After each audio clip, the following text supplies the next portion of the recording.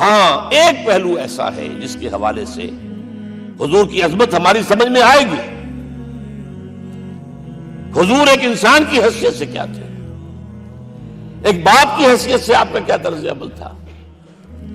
ذرا یاد کیجئے، جگر گوشہ رسول حضرت فاطمہ بطول رضی اللہ تعالیٰ عنہ وہ حاضر ہوتی ہے، ابا جان دیکھیے چکی پیس پیس کر یہ گھٹے پڑ گئے میرے ہاتھ میں، ایک کنویں سے پانی لاتی ہوں، مشکیزیں کہ یہاں پر بندیاں پڑ گئی. حضور اب تو عام لوگوں پر بھی آسانیاں ہیں، لوگوں کے ہاں غلام آ گئے ہیں، کنیزیں آ گئی ہیں، مال و دولت آ گئی ہے، مجھے بھی کوئی غلام کنیز عطا ہو جائے. اور آپ کو معلوم ہے یہ لخت جگر نور چشم محمد کی سب سے پیاری بیٹی صلی اللہ علیہ وسلم، کوئی شک نہیں اس میں، فاطمہ کیا بیتی ہوگی حضور کے قلب پر. لیکن فرمایا کیا بیٹی، یہ دنیا کی چیزیں ہمارے لیے نہیں ہیں، میں تمہیں اس سے بہتر شے دیتا ہوں. تسبیح فاطمہ ہر نماز کے بعد 33 مرتبہ سبحان اللہ، 33 مرتبہ الحمدللہ، 33 مرتبہ اللہ اکبر کہہ لیا کرو. لیکن سوچ لیجئے دل پر کیا گزری ہوگی صلی اللہ علیہ وسلم. حضرت عائشہ سے پوچھئے، حضرت خدیجہ سے پوچھئے حضور کیسے شوہر تھے، آپ سے زیادہ خواتین کے حق میں نرم، گھر کے کام کا جھاڑو دے رہے ہیں، کپڑے جو ہیں بوسیدہ انہیں سی رہے، گھر میں بیٹھے ہوئے یہ کام کرتے تھے. بہرحال ایک بات میں آپ سے عرض کروں، آپ انسان کی جس حیثیت کا بھی ذہن میں تصور کریں گے وہ ساری حیثیتیں محمد میں موجود ہیں صلی اللہ علیہ وسلم. محمد حاکم کی حیثیت سے بھی ہے، محمد سب سالار کی حیثیت سے بھی ہے، محمد قاضی القضات بھی ہیں، محمد ہیڈ آف دی اسٹیٹ بھی ہیں، محمد بیویوں والے بھی ہیں، اولاد والے بھی ہیں، محمد 5 وقتہ امام بھی ہیں، جمعے کے خطیب بھی ہیں، مدرس قرآن بھی ہیں، مربی بھی ہیں، مزکی بھی ہیں، اور ہر میدان میں بلند ترین مقام.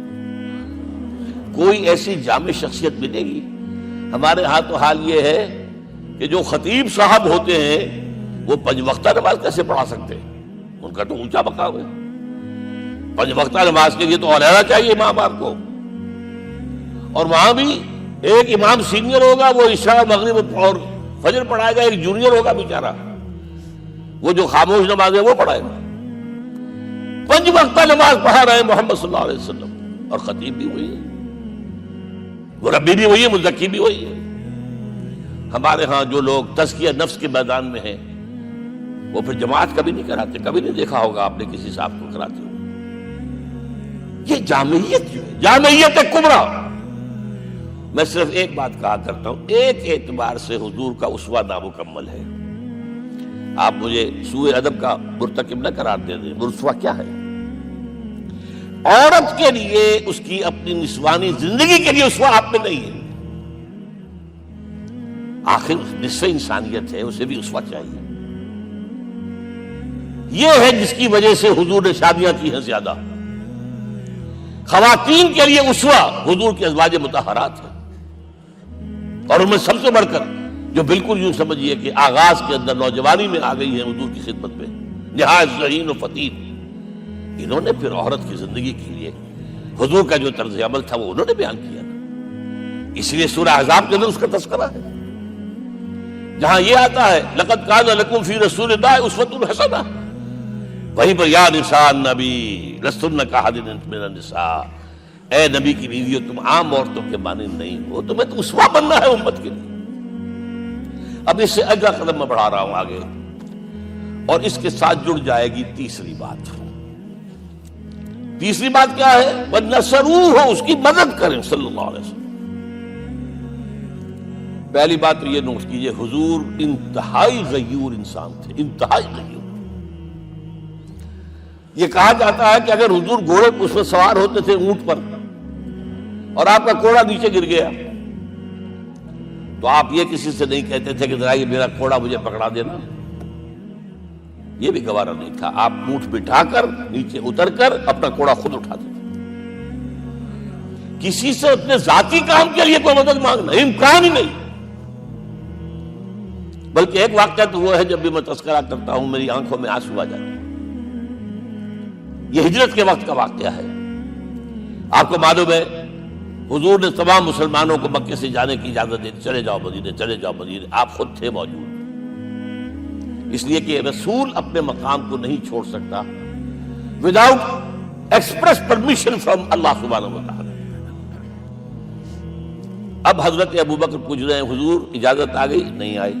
آ گئی؟ نہیں آئی. دن گزر رہے ہیں. حضرت عائشہ کی روایت ہے ایک روز ہم نے دیکھا دوپہر کے وقت آ رہے ہیں حضور، کپڑے سے اپنا سر جو ہے ڈھانپا ہوا ہے. عرب میں دوپہر کے وقت وزٹ کرنا جو ہے یہ ان کے خلاف دستور ہے، ان کی تہذیب کے خلاف. یہ قیلولے کا وقت ہوتا. تو حیران ہوئے.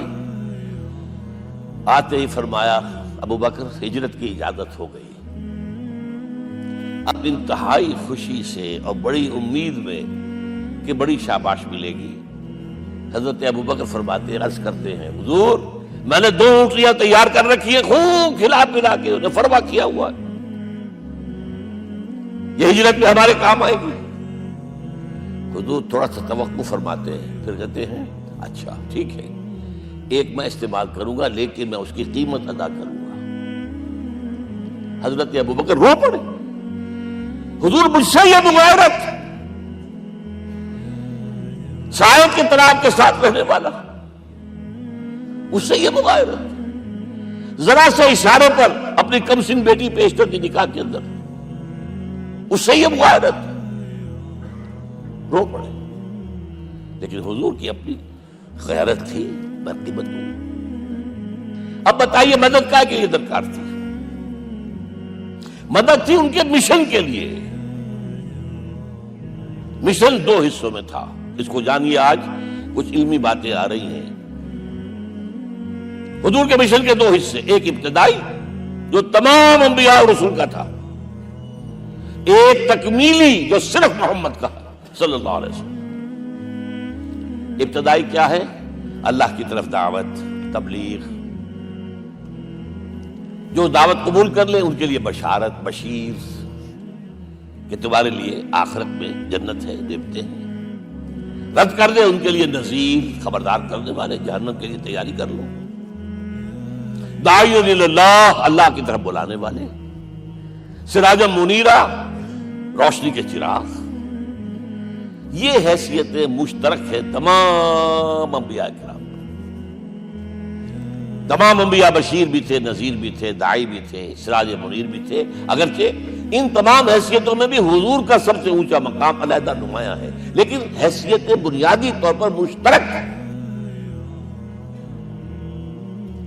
ایک حیثیت تکمیلی، اور وہ کیا ہے؟ اے نبی جو دین آپ کو دیا گیا ہے صرف تبلیغ نہیں، صرف تعلیم نہیں،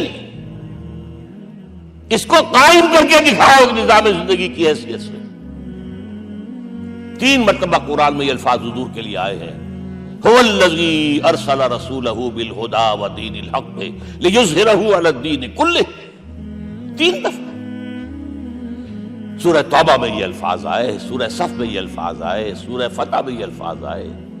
وہی اللہ جس نے بھیجا ہے اپنے رسول کو صلی اللہ علیہ وسلم.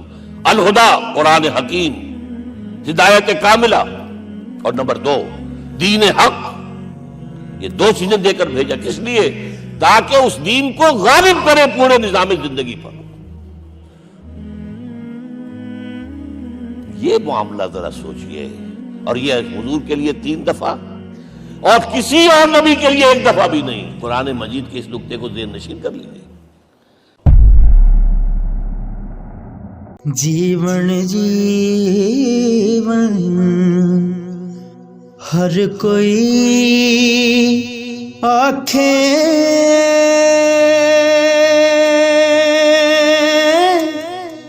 موت کھڑی سر اتے